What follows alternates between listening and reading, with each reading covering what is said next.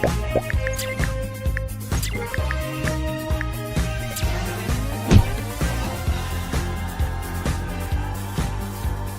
วิตค่อยสบายเพราะไส้ LDB Trust จัดการธุรกรรมทางด้านการเงินสามารถลงทะเบียนออนไลน์ด้วยตัวเองโดยไม่ต้องเข้ามาธนาคารสะดวกสบายกับอีกหลากหลายธุรกรรมทางด้านการเงินใน LDB Trust ฟัก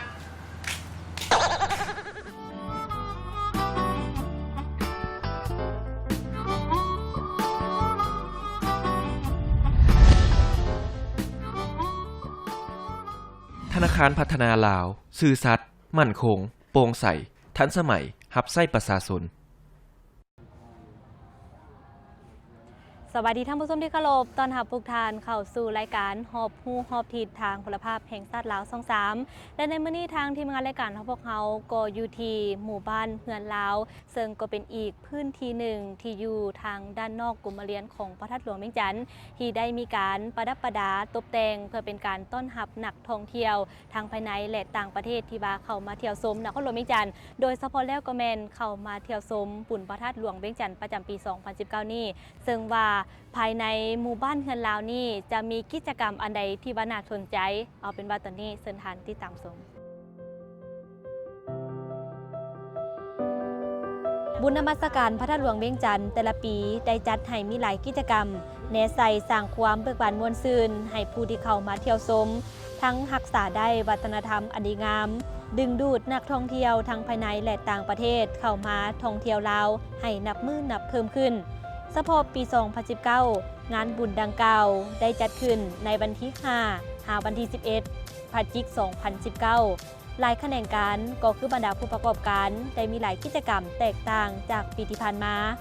ซึ่งในนี้หมู่บ้านเฮือนลาวก็เป็นอีกพื้นที่หนึ่งที่อยู่ในเดินกรมเรียนด้านนอกพระธาตุหลวงที่ได้ตกแต่งประดับประดาโดยเน้นใส่เครื่องจักสานที่เฮ็ดด้วยไม้ปองหวายผ้าฝ้ายและอื่นๆท่านนางจันนภาปงสมรภูมิประธานกลุ่มบริษัท CNP ผู้สัมปทานเฮ็ดหมู่บ้านเฮือนลาวก็ยังให้ฮู้ว่าปีนี้เป็นปีที่ 4 ที่กลุ่มบริษัท CNP ได้มีส่วนร่วมในการตกแต่งหมู่บ้านเฮือนลาว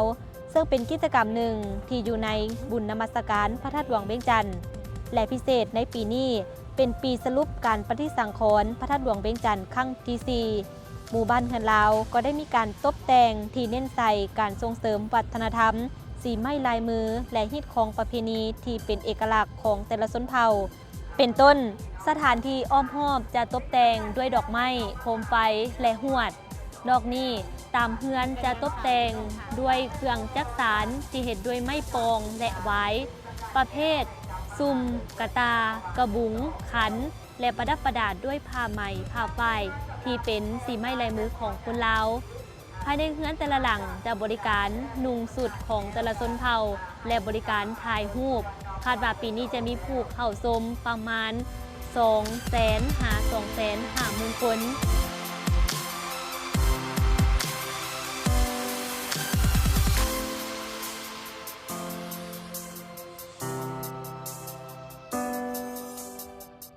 ในนามข้าพเจ้าเองเป็นประธานกลุ่มบริษัท CNP เป็นผู้จัดงานในการลงทุนในการสร้างหมู่บ้านเฮือนลาวขึ้นมานี่หลังจากที่พวกเขาได้มีการเปิดงานแล้วก็คือว่าถ้าได้รับการตอบรับจากพ่อแม่ประชาชนอย่างหลวงหลายเนาะในกิจกรรมของหมู่บ้านเฮือนลาวคือทั้งพวกเขาหันไม่ได้มีการกะเกียมพร้อมในการต้อนรับและการบริการให้กับพ่อแม่ประชาชนลาวบรรดาเผ่าและนักท่องเที่ยวก็คือหมู่บ้านเฮือนลาวแต่ละหลังพวกเขาสิมันเป็นเอกลักษณ์ของประเทศลาวแล้วก็พวกเขาจะมีกะเกียมเรื่องเสื้อผ้าเครื่องนุ่งห่มสามารถให้มาเปลี่ยนถ่ายแล้วก็ถ่ายรูปเพื่อรองรับให้ได้เก็บภาพบรรยากาศของลาวแท้ๆจ้ะปีที่ผ่านมาพวกเขาได้เป็นผู้ลืมในการเหตุการณ์อนุรักษ์วัฒนธรรมเฮือนลาวนี่อันนี้เป็นปีที่4เนาะจากปีที่ผ่านมาพวกเขาถือว่าปีที่พวกเขาได้เฮ็ดเอาวัฒนธรรมอันนึงที่เกี่ยวกับการจักสานก็เช่นยกตัวอย่างว่าส่งเสริมการจักสานเป็นวายเป็นพวกเครื่องไม้ต่างๆนี่เข้ามาเติมอีกแล้วพวกเขาก็ได้ตกแต่งเรื่องสวนดอกไม้ให้เกิดเป็นโซนสีเขียวกับ ถือกับทิศทางรัฐบาลที่เฮาให้เนาะสำเนียงแล้วพวกเขาได้มีการกะเกียมในการอาหารการกินแบบพื้นบ้านกะเกียมในการสถานที่ถ่ายรูปแบบโบราณก็ถือว่าพวกเขามีทีมงานเกียมพร้อมในการที่จะรอต้อนรับเจ้าก็คือณโอกาสปีนี้เป็นปีท่องเที่ยวลาวจีนเนาะพวกเขาได้มีการกะเกียมเพื่อต้อนรับให้แขกจีนที่จะมาเที่ยวประเทศลาวนี้ได้เห็นถึงวิถีชีวิตและวัฒนธรรมของเรายกตัวอย่างคือเฮือนหลังนี่เนาะเป็นเฮือนดอกไม้ของเฮาก็คือพวกเฮาก็จะมีเม้นสายสัมพันธ์อันแน่นแฟ้นระหว่างลาวจีนก็คือจะมีซาจีนมีกะเกียมน้ำซาแล้วก็วิถีชีวิตของคนจีนเฮาที่มาผสมผสานกับหมู่บ้านเฮือนลาวเพราะว่าปีนี้ปีท่องเที่ยวลาวจีนเจ้าแล้วก็ณโอกาสนี้เฮาก็ขอเชิญชวนบรรดาพ่อแม่ประชาชนลาวบรรดาเผ่าว่าหมู่บ้านเฮือนลาวพวกเขาจะเปิดไปตลอดเนาะจนเมื่อปีท่องเที่ยวลาวจีนแม่นว่าขอเชิญท่านที่บ่ได้มาณบุญนมัสการพระธาตุหลวงก็สามารถมาได้เพราะเขาจะมีอนุรักษ์ไว้แบบนี้ให้แขกนักท่องเที่ยวและพ่อแม่ประชาชนสามารถเข้ามาเยี่ยมชมได้เจ้า สบายดีน้องเองชื่อว่าปิกตาแก้วหุยลิจิตปัจจุบันกำลังเรียนอยู่ที่คณะอักษรศาสตร์ภาควิชาภาษาวัฒนธรรมลาวปีที่ 3 โดยรู้สึกดีใจหลายเพราะว่าจะได้เห็นถึงความงามแล้วก็เพื่อนบูหารลาวที่ว่าบ่ค่อยเห็นแล้วอยู่ทางบ้านเฮาก็บ่ค่อยมีแล้วคือว่าน้องมาปีนี้เป็นปีที่2ปีกายก็ได้มาแล้วก็ปีที่ก็ได้มาปีกายแม่นพวกน้องจะได้มาแสดงศิลปะวรรณคดีแล้วก็มาอ่านกวีอยู่ที่เฮือนทรงลาวเขาเจ้ามีความกะงามคือกันแต่ว่าปีนี้ถือว่าได้ปรับปรุงคืองามขึ้นกว่าเก่าหั่นนะแล้วก็มีประดับประดาตกแต่งหลายขึ้นกว่าเก่าหลายขึ้นกว่าปีกายน้องมักกิจกรรมที่ว่าเขาเจ้าได้มีเครื่องชนเผ่าได้วางแสดงเนาะแล้วก็ได้เปิดโอกาสให้คนทางนอกแล้วก็คนอยู่ในนี่ได้นุ่งถือเพราะว่าแสดงให้เห็นความเป็นเอกลักษณ์ของคนลาว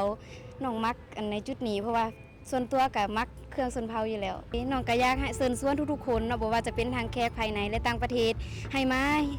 เยี่ยมแล้วก็ให้มาเบิ่งเฮือนทรงลาวนี่หลายๆเพราะว่าจะได้แสดงถึงเอกลักษณ์ความเป็นลาวแล้วก็จะได้หูจักประเทศลาวหลายขึ้นเพราะว่าเขาเจ้าจะมีอันวางแสดงคือทางด้านหลังเฮาเนาะจะเห็นเป็นอันทุ่งไห้หินบ่สินะจะได้หูจักประเทศลาวหลายขึ้น สวัสดีข้าพเจ้านางพาฤหัสมณีแสงปัจจุบันเป็นนักศึกษาอยู่มหาวิทยาลัยแห่งชาติลาวศึกษาอยู่ภาควิชาภาษาวัฒนธรรมลาวปี 2รู้สึกดีใจหลายแล้วก็มีความสุขกับเห็นวัฒนธรรมลาวแล้วก็งามประดับประดาด้วยลายแบบลายสีงามจะมีการเศร้าเกี่ยวกับการวางแสดงสุดพื้นเมืองเพราะว่าจะเป็นสุดแต่ละชนเผ่าเนาะที่ว่าเพิ่นจะเอามาวางแสดงทุกๆปีแล้วก็จะให้คนได้ชมแล้วก็ได้ใส่สุดเพื่อเป็นการอนุรักษ์วัฒนธรรมแล้วก็ยังมีอีกหลายสิ่งหลายอย่างคือดังปีก่ายปีก้อนๆนี้อาจจะยังก็งามแต่ว่าอาจจะยังบ่ทันได้เคยไปแต่ว่าหากมาปีทับอิฐก็เห็นแล้วก็รู้สึกงามคิดว่าน่าจะงามคิดกว่าทุกๆปี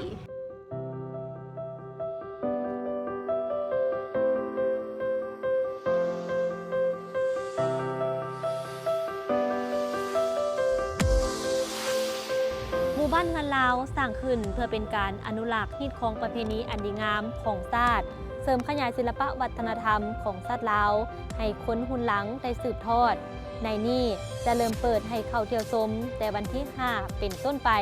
โดยได้มีการเก็บค่าบริการ 10,000 กีบต่อคนซึ่งผู้ที่เข้าชมยังมีสิทธิ์ได้รับรางวัลรถจักร1 คันและรางวัลอื่นๆอีกภายหลังงานบุญนมัสการพระธาตุหลวงเวียงจันทร์สำเร็จแต่ว่าหมู่บ้านเฮือนลาวยังจะเปิดบริการให้เที่ยวชมเป็นปกติเฉพาะวันที่ 9 พฤศจิกายน 2019 เวลา 16 โมงหมู่บ้านเฮือนลาวจะได้เข้าร่วมแห่พระสัตว์เพิงที่เป็นเอกลักษณ์ของแต่ละเผ่าอ้อมพระธาตุหลวงเวียงจันทร์ดังนั้นจึงขอเชิญชวนประชาชนผู้ที่มีจิตใจใส่ศรัทธาเข้าร่วมขบวนการดังกล่าวและก็ขอเชิญชวนผู้ที่มาเที่ยวลิ้นบุญนมัสการพระธาตุหลวงเวียงจันทร์เข้าเยี่ยมชมหมู่บ้านเฮือนลาวเพื่อสัมผัสกับวัฒนธรรมที่เป็นเอกลักษณ์ของชาติลาว